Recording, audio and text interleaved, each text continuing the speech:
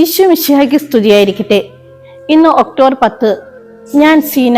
ദൈവമാതാവായ പരിശുദ്ധ മറിയം എന്ന പ്രോഗ്രാമിലേക്ക് ഏവർക്കും സ്വാഗതം. സഹരക്ഷയായ മറിയം. ദൈവത്തിന്റെ രക്ഷാകര പദ്ധതിയിൽ പരിശുദ്ധ കന്യകാമറിയം വഹിച്ച അതുല്യമായ പങ്കിനെയാണ് സഹരക്ഷക എന്ന പദം കൊണ്ട് വിവക്ഷിക്കുന്നത്. ലോകരക്ഷയുടെ വത്സല മാതാവും രക്ഷാകര കർമ്മത്തിൽ അവിടുത്തെ സഹകരണിയും എന്ന നിലയിൽ മറിയം സകല ജനതകളുടെയും മാതാവുമാണ്. ദൈവസുതന്റെ മാതാവാകുവാൻ സമ്മതം നൽകിയ പരിശുദ്ധ മറിയം അതീവ സഹതാപത്തോടെ അവിടുത്തെ സഹനത്തിൽ പങ്കുചേർന്നു.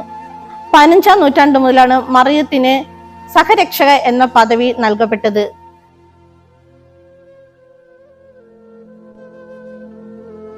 ദൈവമാതാവായ പരിശുദ്ധ മറിയത്തിന്റെ മറ്റൊരു എപ്പിസോഡിൽ കാണാം. നന്ദി, നമസ്കാരം.